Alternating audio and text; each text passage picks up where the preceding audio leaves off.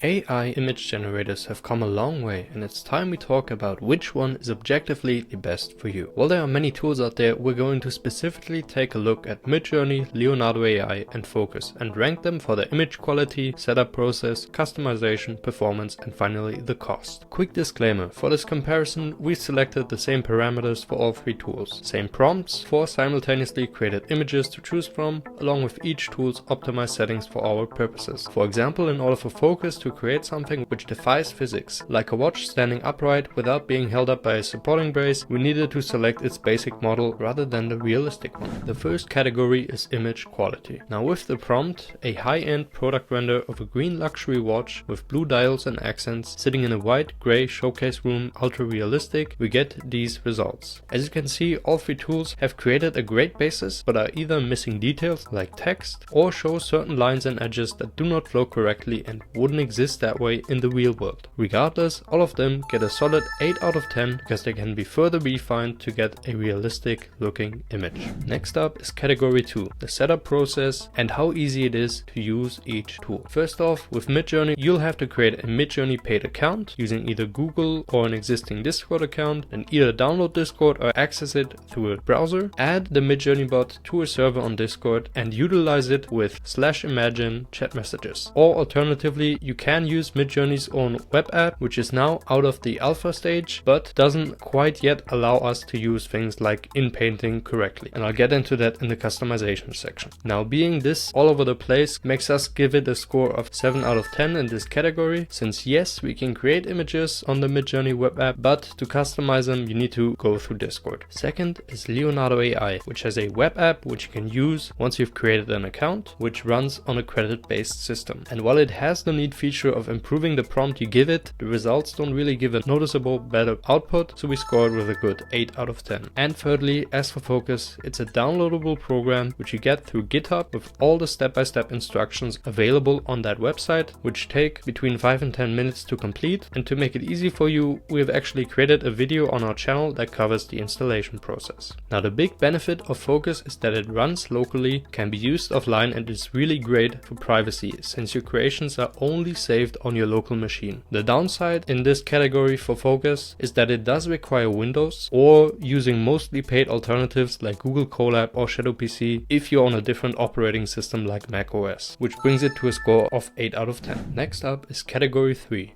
customization. To demonstrate each tool's capabilities, here's a base image that was created inside of Fooocus of this gentleman holding a briefcase in his extended left hand, and I want the tools to remove it and make him hold a katana, so a Japanese samurai sword, instead. As for the functionality, Midjourney does provide basic options like upscaling, variation and a form of in-paint through its Vary Region feature. Now, in order to make use of that Vary Region feature, you either upload an image to Discord and use it as a reference to create a new image that Midjourney creates, then upscale it and then use that Vary Region button to instruct it with a masking selection along with a text prompt, or you do these same steps when generating an image from scratch inside of Midjourney. Unfortunately, we're currently unable to edit images by uploading them to the same extent that Leonardo's Canvas editor allows us to. And yes, there is an editing feature bound to come to Midjourney's web app, but right now it requires either owning a yearly membership or having had 10,000 image jobs run, so most people won't have access to it yet. With that in mind, it gets a 7 out of 10. When it comes to customization, LeonardoAI offers similar options to Midjourney once the image is created, like unzooming, removing the background or upscaling, and to in-paint you're gonna use the Canvas editor. Additionally, it also gives you a range of pre-trained models to choose from to help you achieve consistent images for something like a comic. The standout feature here is being able to upload any kind of image, select an area and tell it what to change. Now, while the first result may seem a little rough, once you upscale, it smoothens the image out, which you can then again refine more if necessary. Because of these customization options along with this feature, we gave it a solid 8 out of 10. Thirdly, Fooocus does have all the basics and advanced features you would need, like in-painting or quick masking, which is called Enhance, and also letting you implement things like low-res, so-called low-rank adaptations, which are fine-tuned models that allow for more control over styles, characters, or specific specific image attributes. But do keep in mind that you can only adapt images which have been initially created inside of Fooocus. You can't reference like in Midjourney or even directly upload an image like in LeonardoAI. So regarding the aspect of customization, in our eyes, Fooocus is clearly the strongest when starting from scratch, so it gets a well-deserved 9 out of 10. Now onto speed and performance. And here with Midjourney, you're really dependent of the cloud service. For example, in the afternoon or in the evening when many people are using it, it might be a bit slower and therefore wait times can vary, but it's reliable most of the time. Because of that, Midjourney gets an 8 out of 10. Next, LeonardoAI does have fast processing, but the speed depends on your plan and you run out of credits quickly on a free plan, so for that it also gets an 8 out of 10. Finally, with Fooocus, the rendering speed is really dependent on your hardware, specifically your graphics card. So if you have a great computer like a gaming rig, then you're gonna really make the best use of it. Otherwise it might take a bit longer, and in general also does take a bit longer than its two competitors, which leaves it with a score of 6 out of 10. Now the interesting part, the pricing. Midjourney is quite expensive, there is no free version, and the less expensive plans like $10 and sometimes even the $30 are not enough and you might have to upgrade in a month. Midjourney gets a lackluster 5 out of 10. Leonardo has a free plan available but with limited generations, 150 credits, where each image generation does take 10 credits. It does get a 6 out of 10. And lastly, Fooocus, it's 100% free, there are no limits, no subscriptions. It does require Windows, so if you don't have a Windows machine yourself, you might have to pay for Shadow PC or Google Colab.